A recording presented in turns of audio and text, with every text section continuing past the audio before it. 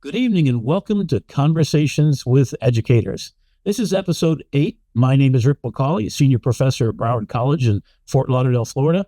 And tonight we've got a special guest in this episode, Thomas Thompson, the co-creator and CEO of Eduaide.com. Thomas has created this incredible tool for educators that is not only a basic tool for getting all the resources and making your life easier. All those tasks that you have to do on your own are now available to you, expedited by AI. Remember, the whole point of this thing is being human-centric in the way that we educate it, learning and adapting in innovative new ways, and this is just the tool for doing exactly that. So I'm going to go through what we're going to talk about today. We've been going around the United States, starting with a couple of cities in South Florida.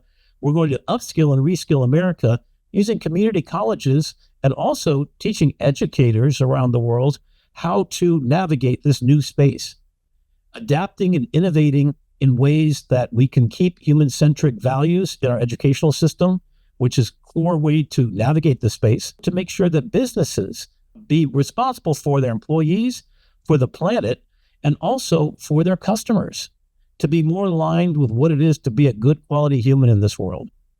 So this is all about the best people on the planet, educators. Proud to be a part of them because they don't do it for the money. They do it for the passion because they know this is a meaningful life of purpose.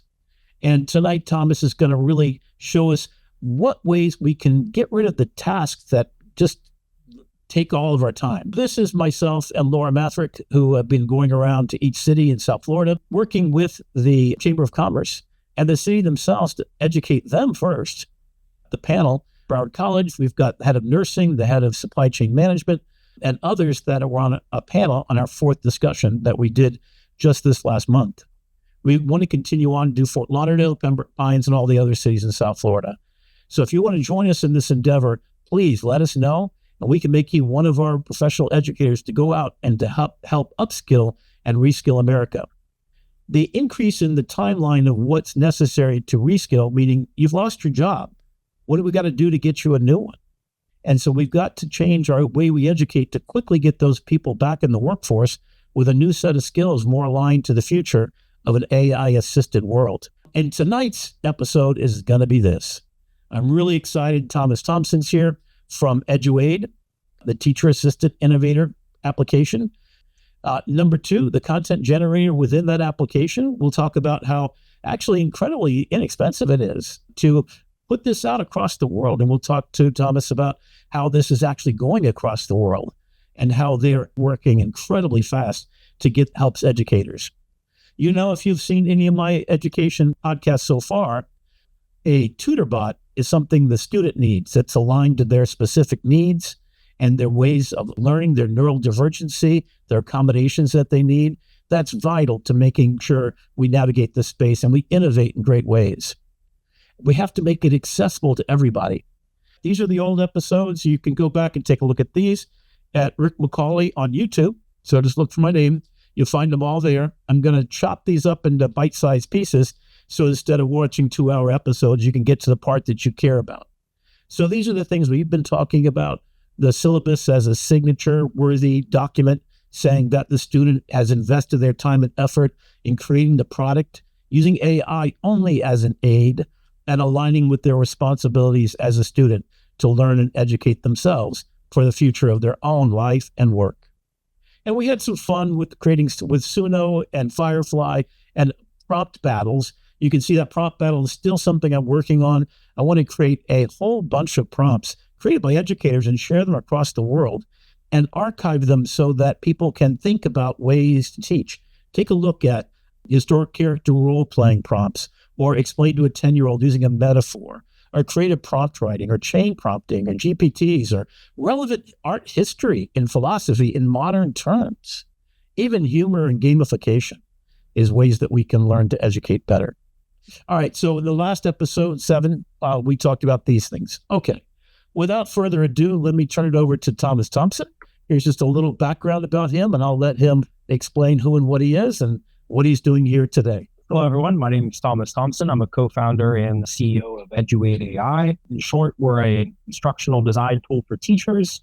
We integrate the variety of tools a teacher may use in the course of planning a lesson, all in one place to create small efficiencies, not waste time, that kind of thing, right?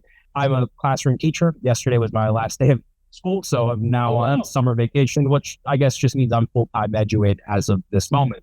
My other co-founder, Thomas Hummel, he's a middle school science teacher. And then we have one other guy on our team. He's our engineer who helps with a lot of the software development. So we'll go kind of a high level, what Eduaide is. I think I'll share my screen. That might be a good place for us to jump off and kind of get a sense of the platform. Let me share here. High level, there are a number of AI tools in education already. The space is rapidly expanding. We've very much positioned ourselves as an instructional design tool first. So we put the science of learning, we put the cognitive science of learning first on our platform and then develop around there. The idea is really strip away all technology, ask what problems we want to solve, and then look at each tool and evaluate their unique affordances to see how they move us towards solving that problem and what the boundaries are in doing that, because there are a number of boundaries with using AI tools. The largest one I see coming out now with the launch of Khan and the Khan Academy tutor bots, and that pretty viral clip of the CEO Sal Khan and his son doing the tutoring bot with the new GPT. One of the interesting things coming out of that conversation is the idea of the cognitive social split in school and what is the relation between the methods of learning and teaching and the social interactions of students and teachers, and what is the role of AI in that dynamic. And I think that kind of reveals a more fundamental question about AI, which is that AI does not really have a conception of our meaning in the way that we use language. It's really good at doing the form of language, right? It can create text that looks like text that one of us would write, but it's prone to hallucination or bias or things of this nature. On Eduaide, going about this is constraining that form, constraining AI within instructional parameters. So how do you go about, because we don't want teachers to kind of have that wide open playground with all of the possible affordances of an AI that can rapidly move beyond the effectiveness that it has for the classroom. So the constraints and guardrails in place so it's fit for purpose is crucial. So let's launch the application. And this very much is in line with kind of our approach, which is this modular design of the workspace. Everything can exist independently of the other pieces, and that teachers have granular control over the resources that they create. So when you generate something, let's do that right now. Let's look at, I just finished a book on Zen monastic life. It was pretty interesting. Let's say I use this, right? But that's a very vague topic sentence. And a lot of what we know about AI is that your input will largely determine the quality of the output. If your input is incredibly vague or contains factual inaccuracies, your output may very well perpetuate those factual inaccuracies, because the way these machines work is that it's kind of predicting the next word in the sentence, or even sometimes the next letters in the word if it gets to that high level. What we have here is this enhance button. So it's going to take those vague topics and it's going to translate that into an actionable learning objective. So from Zen monastic life, we now have students will demonstrate an understanding of the daily rituals and practices of Zen monastic life, including meditation, chanting, and communal work. So now we have this optimized prompt, so to speak, where the topic is couched in that instructional language with the actionable learning objective and noting that the students will be doing something with this knowledge. That gets injected into a broader prompt structure, and then we have our generation. So let's sit down to workspace. What you have here is a lesson seed. Yes.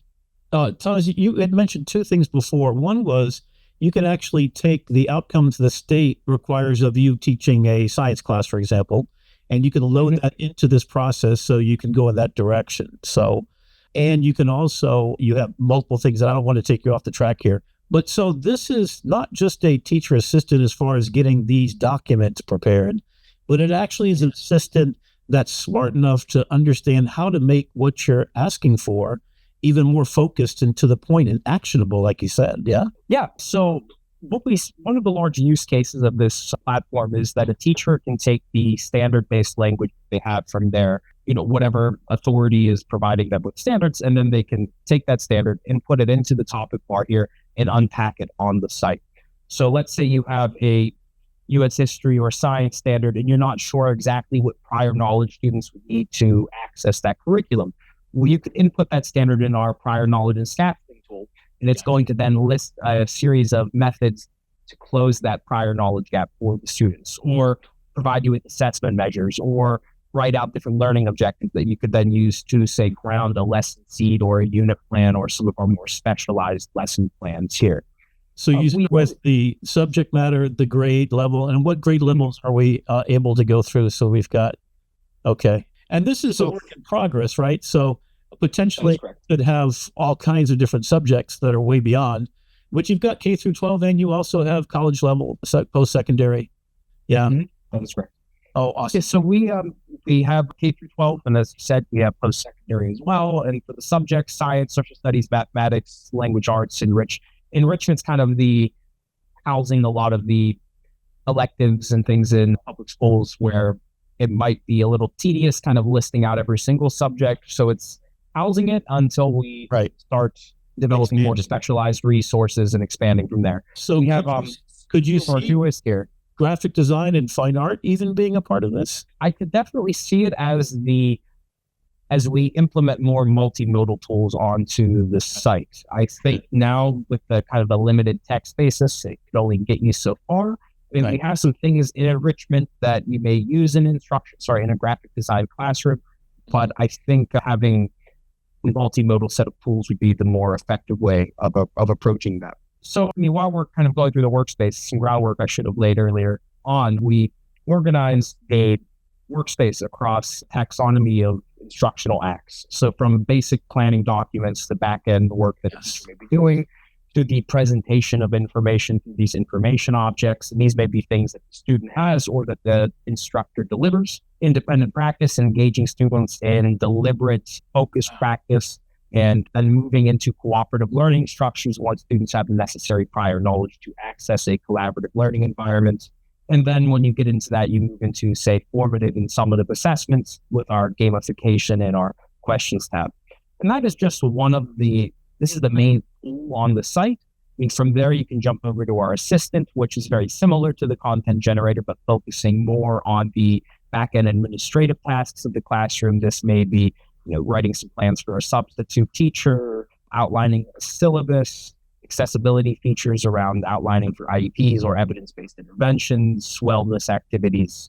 And then from there, our feedback bot, which is, as it sounds, you input a student work sample, and then you could select a number of different feedback reports, from semantic feedback, which will dive into the logic and reasoning of the student's writing, to typographic feedback, a high-level overview of their spelling and grammar, and then syntactical feedback, which will go into the deeper mechanics of their writing, flow, use of repetition, sentence structure, length, differentiation and paragraph styles, that kind of thing. And then custom feedback, which is the teacher enters their own rubric, and then the AI will provide students with timely, specific, actionable feedback based on that teacher provided rubric. Spectacular.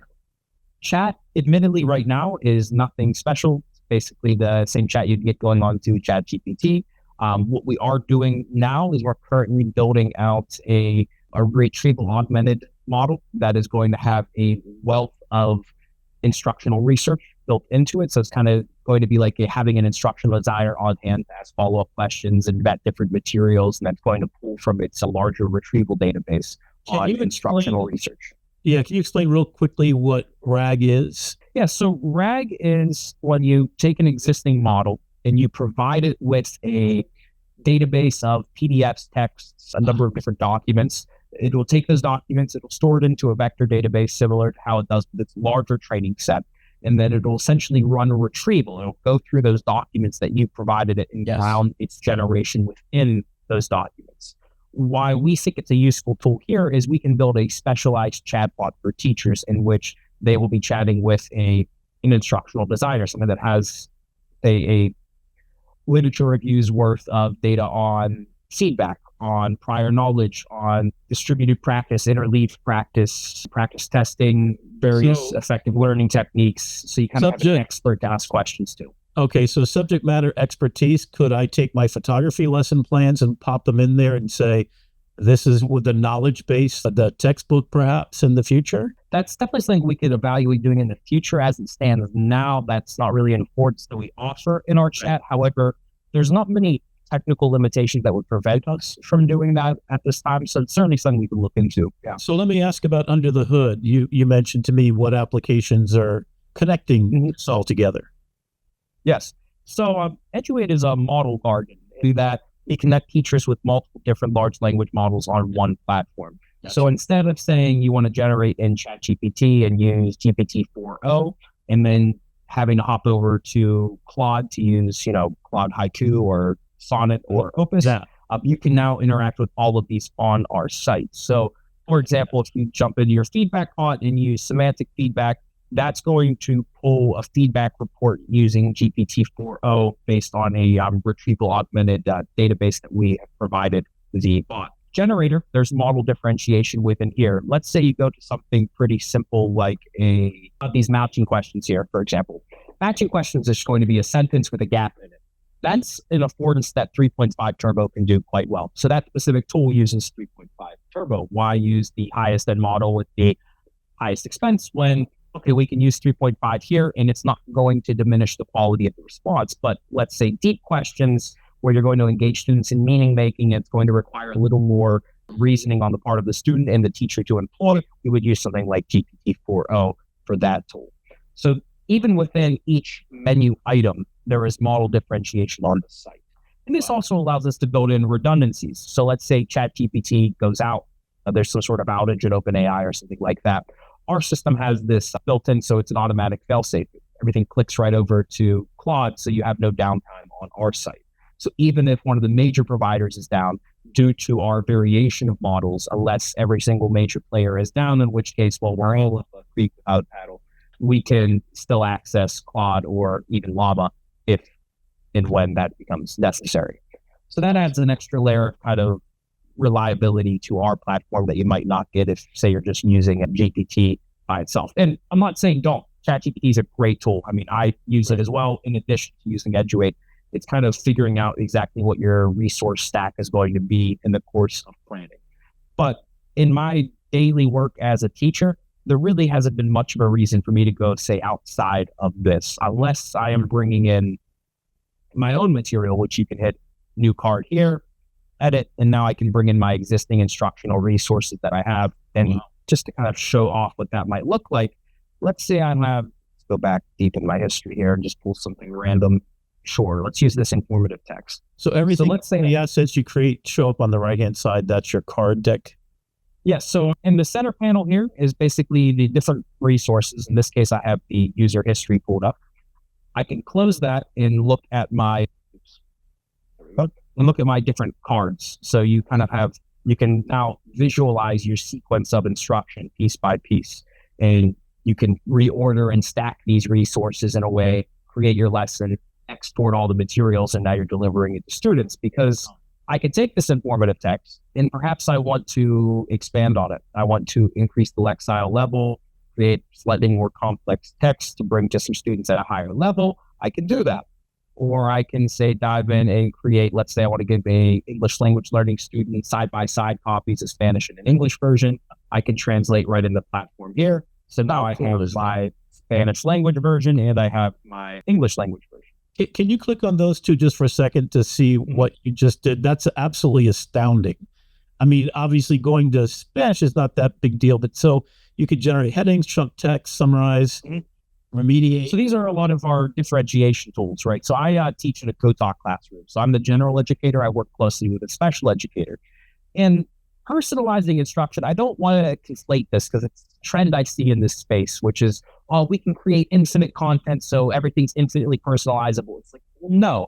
Personalized instruction is a socially mediated interaction between the teacher and the student. And it's not just it's the path, it's the process, it's the speed at which the student is learning. It's the relation of the material to the student's personal experience. It's something that the AI can't quite do now.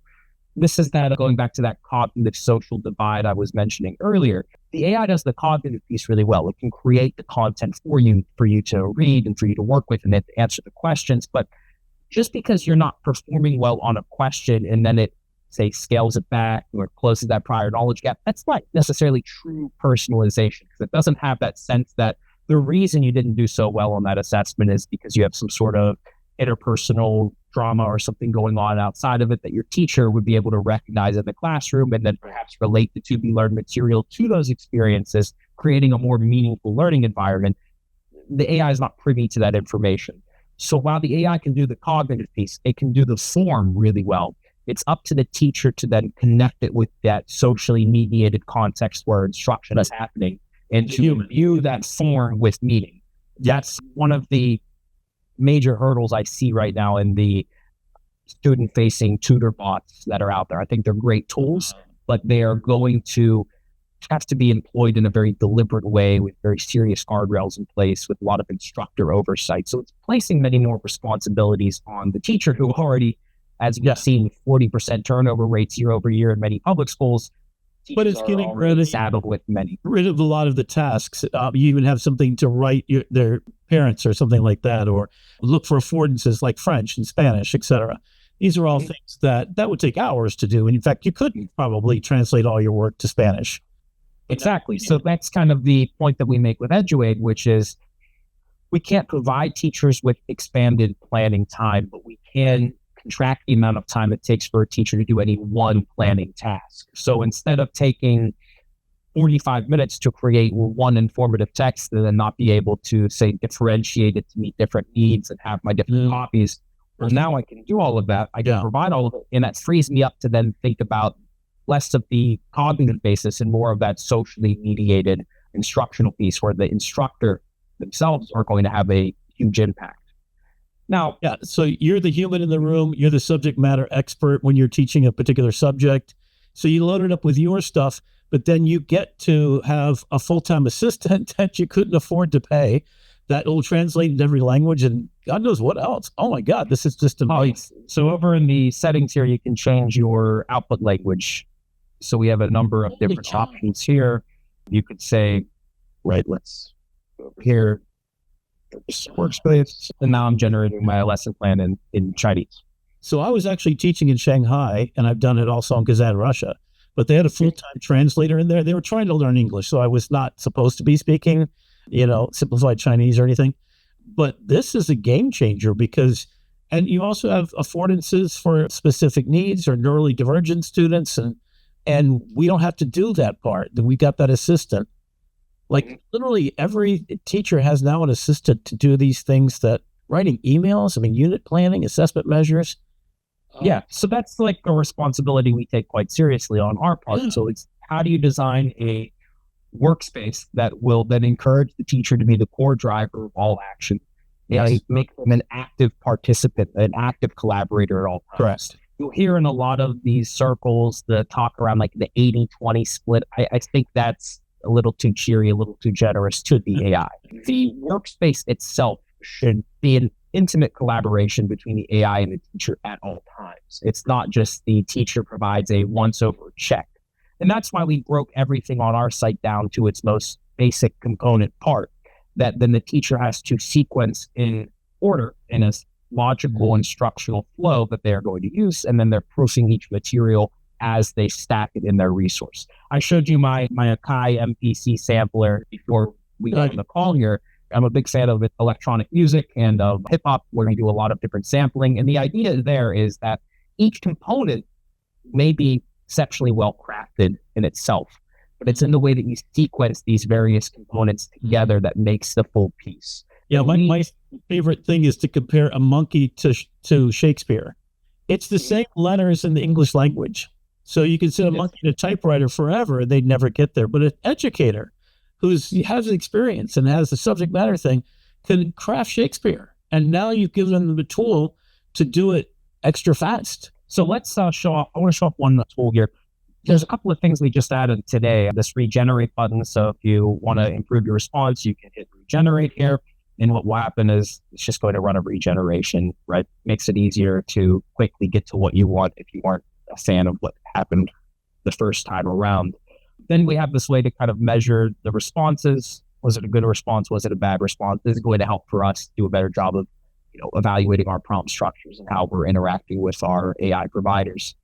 Suggested down here. So the idea is we want to assist instructors with making a logical flow of material. So you hit the suggested resource pair, and it's going to suggest a object or assignment that should follow what you just created. So, okay, I want the student to take a faulty essay and I want them to revise it.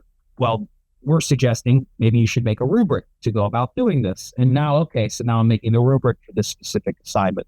But let me take this faulty essay here. I like to do this. I'll take one of these mistake-ridden essays. Perfect. Let's take that and let's bring it over to our feedback bot to show what that can do. We added this close all. We've noticed teachers had a lot of resources. Exit each one. We added this close all today to make that a little bit easier. We try to keep a pretty fast pace of development, that's one of the affordances of being a model garden. We don't have to consistently think about how are we going to improve our AI models, because we can capitalize on the gains made by the large providers and then focus on the granular improvements to our site. So our workflow, our user interface is incredibly teacher friendly and made in such a way as to encourage, again, teachers to do this staffing of resources, sequencing, and considering what's going to make a high quality lesson. Everything is checks and balances for us. How do we balance the power of the AI with high quality instructional methods? How do we place the teacher as the core driver of action as to not give up their autonomy? So let's hit typographic feedback here. And what we're going to get is a line by line feedback report on specific errors that students make. It's going to have them look up the Chicago Manual of Style for particular, citations that they make, corrections on the originals here, telling them to take a look at Strunk and White's Rule 5 on their comma splice. I'm pulling from just some of my more favorite texts for, how I go about checking my own work, or Purdue OWL, right? So it's going to reference actual sites, actual guides for students to go about improving their writing. If we were to dive a little bit deeper into the mechanics of their writing, it's going to get their sentence structure, the variety and complexity, clarity, recurring issues. So they have notable run-on sentences throughout, and that they should be splitting and restructuring for better readability. Subject-verb agreements, right? So the student got that correct throughout. Verb-tense consistency, right? That's there. The syntax and cohesion. And then it provides students with a list of actionable steps for improvement. So the feedback report here, it's even a little human and friendly, right? With the best of luck in your revisions. You get into semantic feedback, my favorite of our feedback reports. And this is going to essentially pick apart the student's argument and the quality of it, from the claim, the grounds, the warrant, the backing, the qualifier, rebuttal, and then it will ultimately kind of rate the effectiveness of their argument and how they use these different argumentative rhetorical techniques. But we used a number of different articles and books to kind of help guide and ground the feedback bot, right? And then, as we know, teachers may accidentally input student personally identifiable information. That's what's just going in these feedback reports. Right. Once you leave the feedback bot, we don't perpetuate any of this information in any servers or databases. Once you hit X, that feedback's gone. I can't pull it back up here. It's not once it bounces. So our server will hold that once in the time it takes for the request to be made to OpenAI and bounce back, and then it is no longer perpetuated on our servers. So this creates a very minimal risk or exposure for teachers who may have accidentally entered student personally identifiable information on our site. That violates our terms of service. We try to keep it very data-like footprint here. We try to keep it focused on how would you use specific instructional techniques in the course of presenting this topic in this specific resource context. So and then it's up to the teacher to personalize it to the students. Yeah. So I would imagine it anonymizes and takes out people's names, or you have to do that manually in the front end. So are you talking about specifically in the feedback bot? So if you had a student have a paper and then you copy and paste into there and does the analysis, you would email that back to them, and then you would close out the session and that information's gone. But if it had, John Doe's name at the top, would it take that off? It would not take that off. No, it would delete that once you are out of that feedback window, but it would not say anonymize it when it sends it over to Open. That's part of our disclaimer here that we put on the site. Okay, because we're in the policy making phase at Broward College, all the way from the college-wide down to the syllabus level. And one of the difficulties is, even during a Zoom call, it's not anonymized. So it gets transcribed and that person's name is there. And what happens with that? Now, I've noticed that Teams and other ones have started to sort of tell you to opt back in, it's being recorded. So you have to make an affirmative action to get it mentioned. But if anything is said untoward, of course, then it would need to be deleted for future use. So we're not allowed to, here's Matthew now. And so that's really fascinating. Okay. Are there any international standards for what is FERPA compliant, or is anything been kind of established that says I am certified to be compliant with these needs? So, I mean, there is no legal consensus yet on a lot of these AI tools, and a lot of it is currently being litigated and figured out in the courts. Yeah. How we've approached these concerns is that we've made a very kind of closed loop system. You're working in a closed garden with AI here. Yes. So we don't ask for, require, retain, or hold on to any personally identifiable information. All right. And thus we put this disclaimer in place in our privacy policy. I can link to that as well, and how we go about handling each piece of information that we are trying to get on the site. I mean, 90% of what you're really at the topic and keyword level here. Yeah. We're at the generating of stuff for the resources for the educator until it gets to a private email between two people. And then, even then, so we've been talking with Microsoft because we use Copilot within our tenant. So when you're using it inside the tenant, it doesn't go to OpenAI. It's anonymized on the way out. And Apple has talked about anonymizing at every step, sort of how WhatsApp kind of anonymizes the connection between, encrypting, decrypting, et cetera, at both ends, so that no one holds on to that. So if you can pay for a sandwich with your Apple Pay, and it's encrypted at both ends, no one actually has the content. So you're saying this walled garden basically creates that same sort of scenario, with still to be, kind of worked out details with each company. And that's almost on a world level that we have to come to a Congress of agreement as to, what you can hold on about personal information. I think that's reasonable. Yeah. Let me ask a question regarding that, because you showed the history of what you have done. Wouldn't it keep it on that history? Your feedback is not stored in your history, no. Oh, okay. So it's just this. So yeah, once you're out of the feedback bot, all that stuff is gone. The only stuff that's saved is the content generator history. So when you're actually making content pieces for yourself, talking about high level topics and standards, that kind of stuff, that's the stuff that gets saved. When you get into any potential accidental input of student personally identifiable information in the course of creating feedback, that is not perpetuated on our systems. Once you leave the feedback bot, that is gone on our site. Oh, that should be clear there. And then given our API agreements with our AI providers, no inputs or outputs are ever used for training models or anything like that.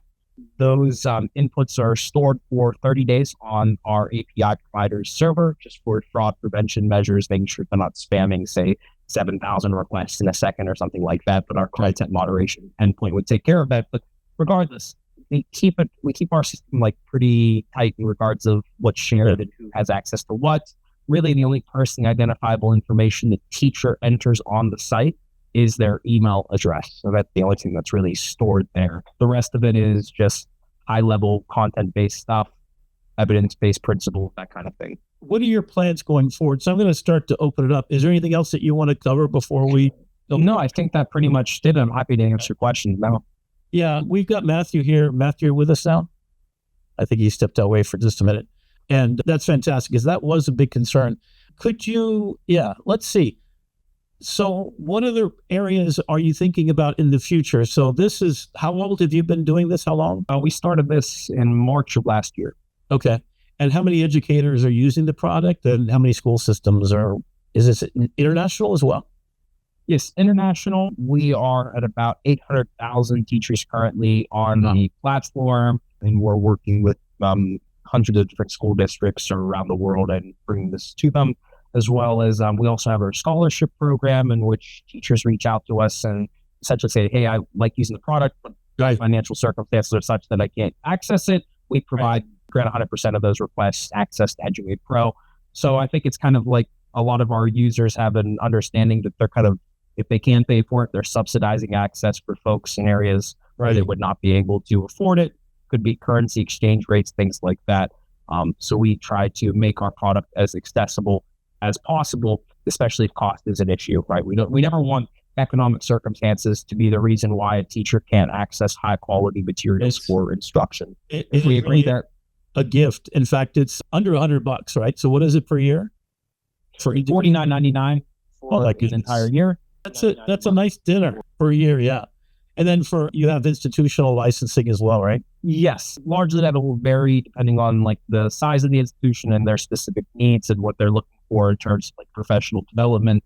But typically when we look at the district subscription, that hits around $35 per teacher per year. Okay. Oh, wow. Okay. So we've got all kinds of stuff here. What are the most fun ones that you think are what maybe are some new things that you're thinking about trying? I love the Think, Pair, Share I've seen before. There was debate thing that was 4 corners of the room debate or something. So a lot of what we are working on product development wise is not so much adding new resources per se. We have a lot already. I mean, there's over 120 resources there. That isn't to say we're not still making new things. Thomas Hummel, our product officer, he is constantly adding new resources. Our speech and language learning subject, we just launched that recently, and that's going to do a lot of things around phonics instruction, keyword mnemonics, and a bunch of different interesting things for language acquisition. One thing that we just added is we had those transform tools, which I was showing you earlier, where you could increase the lexile level, decrease it, extract keywords, things like that. One of the tools we just added is one called Remediate, in which you flag a specific resource, and say, actually, I think it might be probably most helpful by just like, so let's say you have a resource here, I'm going to create a new one, go to Red History, we'll go to cooperative learning, we'll go to jigsaw activity, we'll keep the same topic, we'll create our jigsaw. Okay, so maybe I want to flag this as the student was not able to access this material. They could not complete the assignment as it was. So something about this objective, they lack the prior knowledge to access it.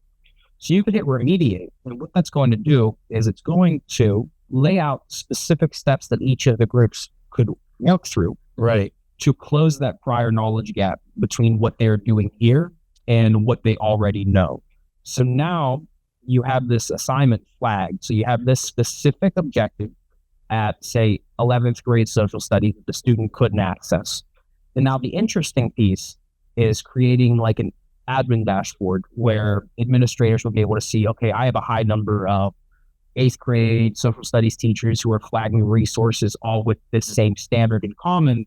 Now we need to make some instructional decisions on how to close these prior knowledge gaps. Where is it going wrong? It's going to be easier to diagnose problems because now you're going to be able to flag specific resources, create remedial assignments, and kind of do this reteaching that is crucially important as, we find students lack prior knowledge. You need to close those gaps in order for them to be able to access the curriculum.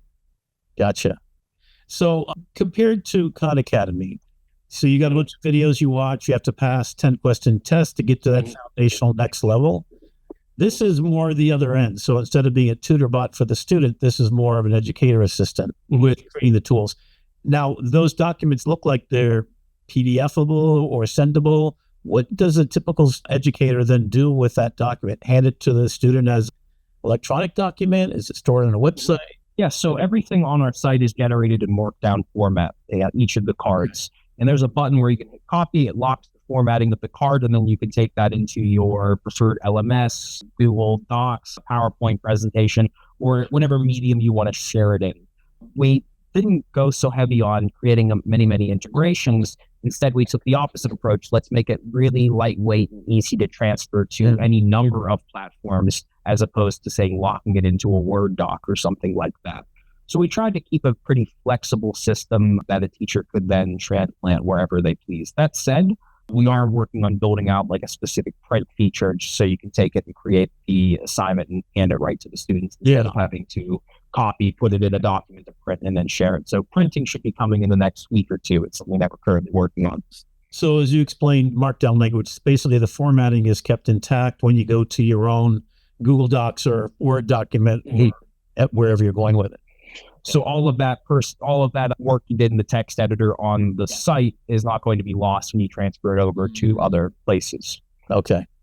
Yes. Are there particular LMS systems that you do support directly, or that are starting to integrate your product? Nothing in terms of like direct integrations. However, part of my graduate work, I built some things on Moodle. So we're looking at doing some of that, and then bringing things into, say, Google Classroom or Brightspace are definitely high on our roadmap. Okay. Now, we do have Matthew back. Matthew, do you mind joining us for just a minute here? I'm going to share my screen. So I'd like to talk about, if you could bring up on your page, Thomas, the accessibility part of this. And so the accessibility elements that you have here are just to help the educator be able to have this conversation with themselves in preparation for. So like I said, I work in a co-taught classroom at my school district. I'm the general educator in that classroom. I work with special educator closely. And I would be sitting in on IEP meetings or some of these kind of pushing intervention meetings where we're trying to figure out different ways to go about supporting that student. And as Thomas, let me get you, go back just a little bit. Explain what an IEP is. Let's do it in English. Yeah, thank you so much. I need some more. I have to cut through a lot of the jargon. I typically forget myself sometimes. So an IEP is an individualized educational plan. Right. The idea here is that we are going to put specific accommodations in place in the classroom so that a student with a specific learning disability can access the curriculum at their level. So it's like, how do I alter the path and pace of instruction to suit the unique needs of that student in the classroom so that they can access the curriculum in a least restrictive learning environment? That is, they're in the classroom with their peers and they're not in some, one-on-one location where they're not getting the social benefit of interacting with peers and that important aspect of the classroom. So the outline piece would be, maybe you're just listing the specific disability that you're working on, and this will provide a general template that you could then export and then use as the basis to create something for that student. It's not so much like you're going to create a full IEP here. There's a lot of personally identifiable information that is just not something that we want you to enter on the site whatsoever. So this is very much creating the template, high-level things to get you thinking in the right space. The accommodations list and evidence-based intervention list, I think, are the two most powerful tools on this page, which is, I'm going into this meeting as a general educator. I don't have a great understanding specific interventions for this disability. I don't really have a sense of what I might be talking about in the meeting, right? How am I going to prepare for it? This is that back-end brainstorming tool. So now, okay, I have a list of specific interventions that I could bring up in this meeting, and perhaps It's sort of interesting because as a professor for 23 years, I've been dealing with all these things, and really, it's never been explained to me, well, how many accommodations am I required? Am I required to get a note taker? Am I required to do this? And like, what are the rules? What are the laws? Sometimes it just gets a letter from someone and it says you're supposed to accommodate this. Give an extra half hour on test, which is easy to do. But a behavioral intervention plan or lesson plan, I may not be privy to all these things. And I'll ask Matthew, because he's much more of a subject matter expert. Matthew, could you briefly explain who you are and why I think you're just a genius in this field and area real quickly? And then maybe you could ask her smarter questions than what I'm asking here. But I'm getting what you're saying. I just want to keep it in English language so even us folks can be understanding this process. Thank you, Matthew. Yeah, my back of the book. And thanks so much, Thomas. It's been great listening in so far. Sorry I'm a little late. I was wrapping up some work. Yes, my loose back of the book, meningitis when I was a year old. I suffered a traumatic brain injury, became blind on my left, deaf on my right. I'm also ADHD combined. I self-identify as autistic, and I've been through numerous different programs from occupational and speech therapy to learning how to type at age 10 and having that kind of be a tech tipping point for me. Like, oh, I'm not going to flunk out of school. I guess this assistive technology and smaller classroom plus those accommodations equaled me not only being able to meet standards, but in my own regard, get ahead because I was able to lean into my divergent traits in different ways. So here we are 2 decades later. I speak about it for a living, even though I've been like editorial photojournalist and other stuff like that. It's making the biggest impact now, showing up for that community in hindsight and being that mirror mentor that I never had as a kid, basically. Yeah, Matthew, we've had long conversations and we're going to do another one. I hope you can come back because I think you want to hear what he has to say because he's being modest at the least. He's a National Geographic explorer He also is a graduate from Duke University. He's got back there and spoken many times. What else are you doing these days, Matthew? Because, man, you just all over the place, really champion for people that haven't had a voice. And, I have not had conversations with people in my class until they come up and identify themselves. And I'm an empathetic guy, and I want to understand how I can best serve. But most educators haven't been educated on how to deal with the situation. And I think I wasn't either, to be honest. It was just a long stumbling journey with the educators being like, well, I don't know either. Like I get that piece of paper and I'd be like, here you go. Here's the piece of paper they gave me. I don't know what to do now. For yourself, are you using AI tools on a day-to-day basis to accommodate for yourself? The big one's voice to text. I wouldn't even call it AI more so than it is utilizing canvas of cognition. Like, I'm using a DJI offline microphone, and like today at the coffee shop, I had that rolling alongside Otter AI. I think people are getting back to analog. I've noticed a lot more people want in-person events and dinner parties, like local leadership, where you don't even talk work. You just get together and you have a gathering. And I think people miss that and they're digitally burned out.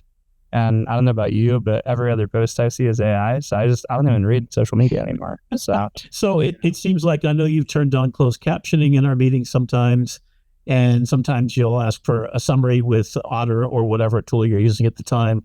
I go rogue. I have a boom mic and a Bluetooth speaker. And when I go on LinkedIn Lives, just as an audience member, I'll have Otter listening in through my boom, and I'll go make a sandwich and just it took notes for 3 hours straight today from my broom closet with my iPad and my smartphone. So there's ways that we can still use our other technology and use this little sentient, like I wasn't using my iPhone and my iPad at the time. So that worked as a full separate room proxy to take notes for 3 hours. What do educators need to know about neurally divergent people in their classroom and how they might help and aid? Because if we're going to go all human on this and really amplify us as human beings, that absolutely has to be number one in our thinking process about closed captioning and all kinds of information into their tools on a regular basis, or when they share on socials media, to be able to have an alt tag for all of this stuff automatically generated would be a super easy thing to do for everybody. So what can Thomas think about in the future of where this goes? Because we're in the very early days, the way I look at this, right? Tom, would you agree, Thomas? In generative AI in education, yes. AI itself, in terms of generative AI in the classroom, yes, this is pretty early days. A lot of the policies are still being put in place. Litigation is still occurring. Copyright issues need to be figured out. Privacy issues need to be figured out. So there's a lot of development to happen still. Yeah, my mom's a nurse, so I instantly think HIPAA and stuff like that. So yeah, everything from cybersecurity downward. So my biggest thing, like that I speak about for corporate training and stuff like that, surrounding neuro inclusion, is called the TLC model. So if my camera cooperates, I made this little mock-up last night because I'm launching a new product called Neurodiversity Notebooks. But this was just a little mock-up I did of a gatefold. It's more TLC for how we think, learn, and communicate. That stuff's not as important. What's important is this. And it's basically some different modalities. And you notice I did analog. I'm sitting out there just listening to music. And this is how I best connect with my thoughts. And I've noticed more and more people go to analog. But the question, if I were to use Eduaide, and there was a 4-step sequence, 4 beads on a string. I've used Mind Studio, some of these other mini chat style AI builders, stuff like build a persona, learning persona. For Matthew, he specifically thinks with mind maps, with a little bit of group and solo think, and with sandbox. He likes to sandbox develop. How does he learn? He's a tactile learner and a written learner. I have to see it written alongside talking about it and touching it. And then communication, I'm very verbal. I scored highest on my EQ for verbal, followed by written, followed by reading comprehension.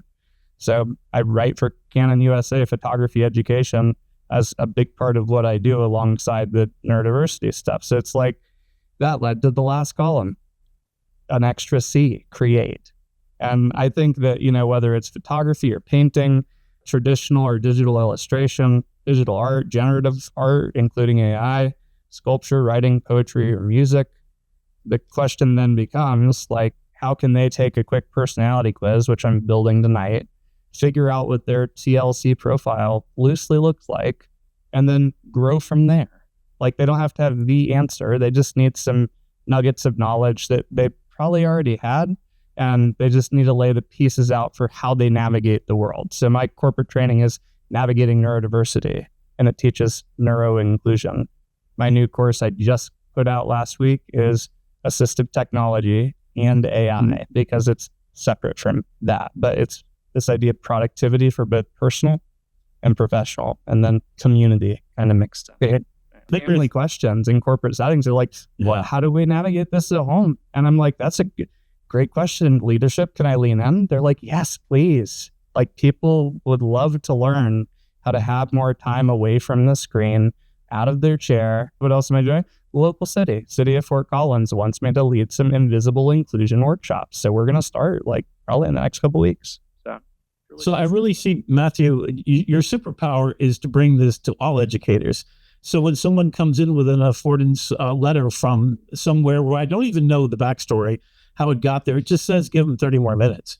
I would love now, Thomas, right now you have some things in there that prepare the educator, but what if it actually had a liner notes for the student as to how you can best serve without having to change for everybody, but just, even for an ESOL student to provide the information in Spanish while they're learning English, and then also put them with a tutor bot that teaches them English on the side without having to go to a class to do so.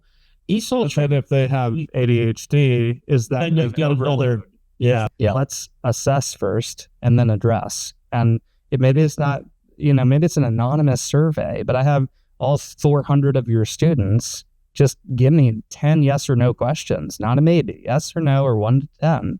And you'll get these heat spikes, and you'll know exactly what that classroom needs for that project even. Micro assessments is what I'm thinking through. Yeah. And that could be done privately. What that student may come to me with is, here's actionable ways that you can improve your quality of education to adjust for the student without having to change anything. And if I can use AI to make that affordance, like giving it to them in Spanish, it's just a simple one that doesn't involve other things, or to transcribe all notes from all conversations. So I'll just record my lesson and use TurboLearn to transcribe everything and put it to note outline format. Literally, I transcribed all the notes, put it through a processor, turn it into outlines, and then I set in Spanish directly to the student. But I've got a pencil and paper notebook that I stick little pictures in there because I'm a picture learner, and right next to it, I put the main bullet points. And then I go back to it and I instantly know. The reason why I spend so much time crafting my PowerPoints is because it's a synopsis of all my thoughts, and then it's a trigger to start the conversation to what is a giant Bible full of knowledge, right? Right, same thing, right? I just was like, hey, I respect the latency of the room. I need to catch up on 3 sentences behind. It feels like I'm in grade school again. I mean, all knowledge gain comes down to synthesis within your own context of who you are as a human being. I think the big takeaway for all education ought to be this: find out what your student's purpose in life is and align the knowledge that you are providing him a help with to guide himself and become autonomous learner lifelong, and then do what they're supposed to do. I use the word ikigai a lot. What's the problem in the world? What's your skill set that you can apply to that? And now all of a sudden you have purpose in life. And not every student is supposed to be a photographer or a graphic designer, but they walk out of my class with being a better human being, I hope. And a lifelong learner who's curious about things and finds what their voice is in this planet, And I think that your tool, Thomas, really gets to that, and to help, maybe that's one more step towards when I get handed that accommodation letter.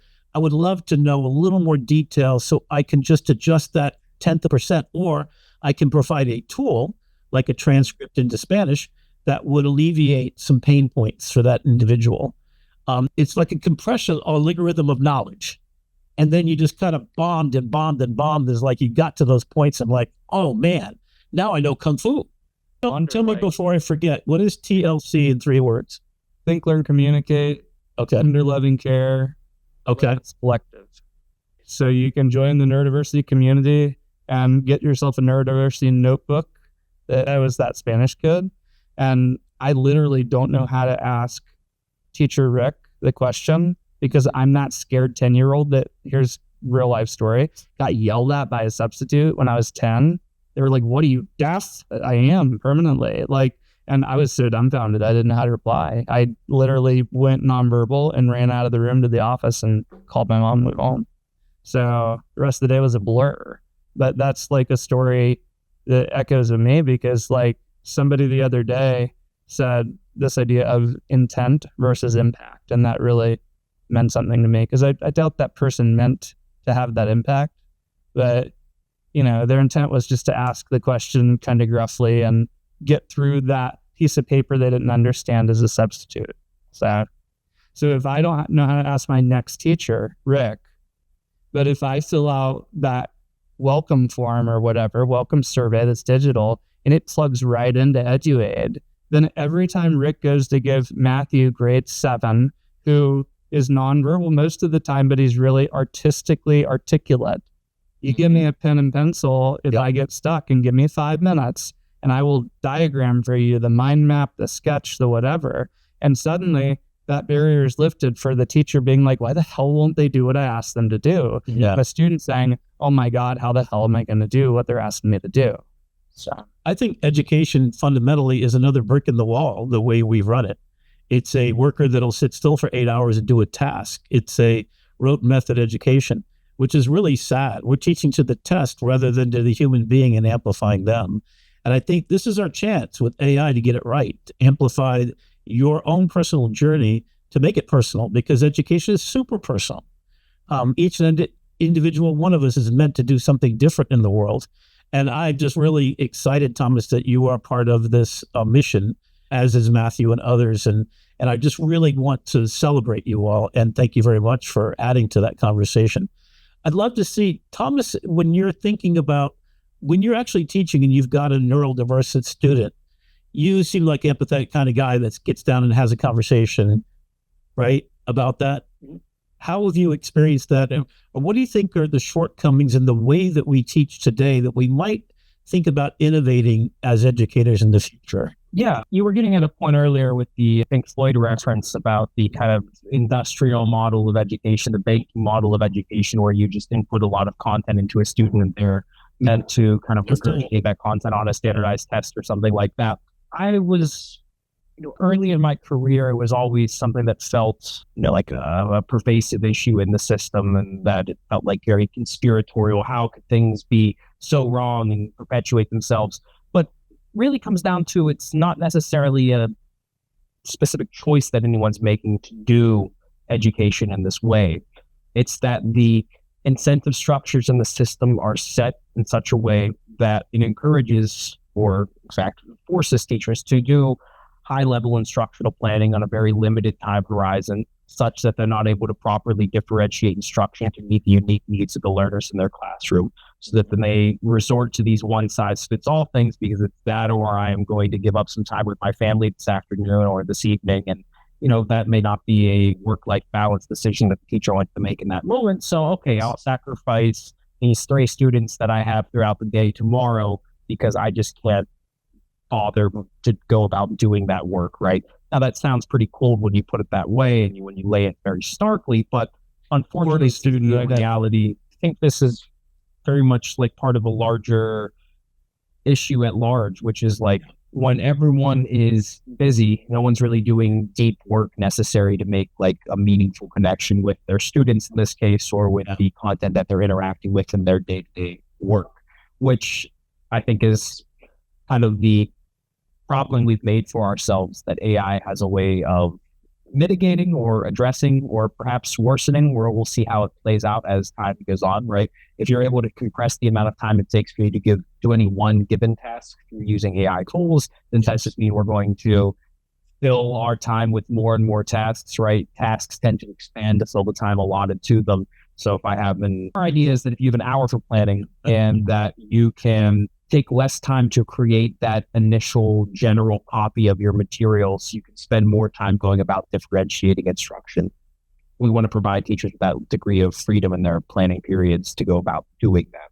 I think there's a lot that we could do on our site to improve our accessibility features and provide more tools for educators to do that in a meaningful way. Right. We're trying to lay more or less broader foundations of establishing a cognitive basis for learning and instruction, which would be integrating evidence-based principles into our instructional design workflow. So actionable, like what does that mean? Okay, so let me dive in. So that might be, let's say you're creating a unit, you're sketching out a unit plan.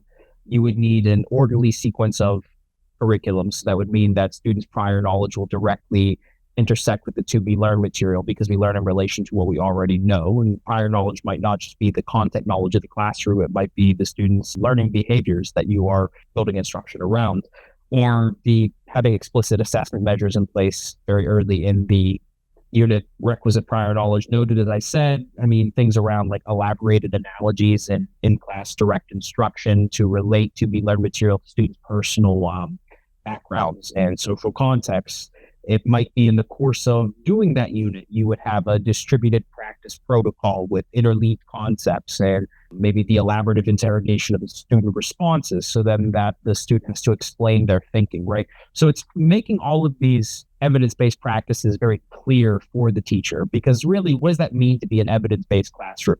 What it really means is you are using research-backed methods and techniques in the classroom that would place your classroom in an environment which you have the greatest statistical likelihood of learning taking place. That does not mean your students are all going to learn in that environment, but that means that you create the best possible environment with generally applicable tools, and then you personalize from there, you accommodate from there. And you want to free teachers up to go about that important work of accommodation, of differentiation, of instruction. And that's really what a tool like this is supposed to do, provide teachers the space to focus on that accommodation piece. Or in the words of Top Gun, a target-rich environment for learning. Yes. Customized for the student. I want to count you among the brothers and sisters and people of the world getting together and try to make it turn out better. And maybe we can drive this train in the right direction to a promised land through education the right way. And amplifying humanity and our humanness and our individuality, I think, is it. And that's my purpose in life, and I see that it is yours. So I thank you all for being a part of this. And I want to say one last thing. I think your tool is part of that army to move in that direction, and it's a great leap forward. That kind of tool was available to my teachers when I was in that day. It would be spectacularly, I'm pretty smart, but I kind of was a late bloomer with most things because of my dyslexia and other issues that, I was more about doing stuff rather than sitting still. I was an action person. I was a creative visual thinker. So visual thinking wasn't something that they had. I used to watch the movies, Mr. Science. That's what I learned from.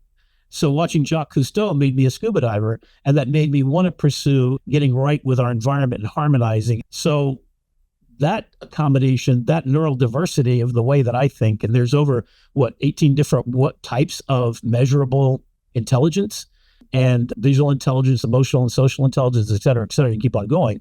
And that's a diversity spectrum of who we are as human beings. And we can't accommodate everybody and everything, but now you have the ability to self-accommodate and to self-actualize with an empathetic educator like yourself that will go the extra mile and care about the person inside. So I want to stop with one beautiful thought that I'm going to share with you. I want you to remember that one educator that in your lifetime made all the difference in the world with something simple that they said. And I want you to think about that. Next time we get together, I'd like you to share those stories. Oh, I got one right now. Mr. Clare, 11th grade, world history. He told me to stay humble, stay hungry. And those two words have been like sage advice ever since. He's the one who talked me out of law school and into becoming a teacher. He gave me so much of his time. My senior year of high school, I was shadowing his class, making his copies, learning about his methods, kind of understanding the classroom. And that was an education that I was very, very lucky to have. I think you raised very good points, and I want to thank you for your time. And it was a pleasure to meet you as well, Matthew, and always a pleasure to talk to you, Rick. One thing I would like to say before I sign off on part of Eduaide, which is that, I want to avoid this kind of this pervasive snake oily thing I'm getting in the AI and education space, which is that we are working very hard to constrain AI within evidence-based instructional parameters. So that means that we need error rate benchmarking. We need better research to actually go about evaluating the claims of efficacy that these tools are making. We don't want teachers to believe that there's going to be an AI tool or AI intervention that they could make in the classroom just to find that it doesn't really solve much of anything other than extracting resources from the classroom and, setting it up the ladder to, well-funded companies and things like that. So we're building out our research network. We're going to be partnering with various folks in the educational psychology space to actually go about testing different claims around efficacy and how well these tools are actually performing better error rate benchmarking, that kind of thing. So we can actually back up claims about improving the classroom instead of just saying that that's what we're going to do. I feel like there's been many times where teachers and students have been burned by tech interventions that promised the world and didn't really deliver on them, or didn't include any kind of, say, professional development so the teacher is comfortable in using that platform. So that kind of mires the whole adoption of that technology and just teachers not getting on that learning curve and things like that. Yeah. So there's a lot that we can do to improve the space. And we want to make sure that if we're going to use AI in the classroom, we want to get it right this time, because I think the stakes are pretty high and they keep getting higher each time these, especially when you're making teacher-facing, student-facing, admin-facing AI tools, or when you have tools like Perplexity that are going to summarize online content. But if you have online content that's written by an AI that is hallucinating specific facts, and then the Perplexity is then including those incorrect pieces of information, how do we put it? Statistically correct, but factually inaccurate pieces of information. Yes. Oh, super important. Right. You're running into many issues. So there's a lot of work to be done, but I think it's something that we could be optimistic about. Yeah, I'm so humbled. You're one of those people that knows enough to do and make that statement perfectly. I couldn't have said it better myself. I think there is a fear, and I think one of the fears is that we lose our humanity, we lose our guidance, and we rely upon snake oil, like you said, hallucinations. I think one of the reasons why I use Perplexity in particular, at least I can follow those links and find out where the source was. So it's not a black box that I pour ideas into, right? I think that transparency of the source of knowledge is so super incredible. And we've basically summed up all of human knowledge, including the bias and all the wrong information, all the wrong things that have happened in the world, into a black box that we don't know how it got there or how it comes out. And we don't know whether to trust it or not. So yeah, we've got a lot of work on, but you're going to be educating a whole generation, and hopefully educators with these extra tools are going to make their jobs a little more tolerable, because you're not getting paid enough. And I think that's something we got to fix. I think the most valuable people on this planet are educators and medical people. And they need, medical people get paid decently, but certainly educators don't. And journalists I've been a member of all three organizations, groups, people, I think. And I felt the pain of what's happened to journalism, and it's ridiculous. And, fake news is fake news, especially for educators. We can't tolerate that as leaking into the mindset of future generations, because an education never happens if it's based upon false information. And I've been looking a lot at the scientific theory and train of thought of proof and evidence, and theory leading to, greater knowledge. And as soon as we get to greater knowledge, we get rid of the old. It's what you don't know. So I appreciate your time so much, and I'm going to end it here for all of us. Feel free to carry on if you'd like to, but thank you so much, Thomas. I appreciate you. Love to have you come back, and definitely you should hit up Matthew as a consultant, because he's definitely a subject matter expert that could add a lot to the conversation. And I'm always here for you in any way, shape I can to help any of you in this process. So thank you. Thank you again for having me on, and it was great talking to you all. Nice to meet you. Fantastic. Thank you. Have a good one.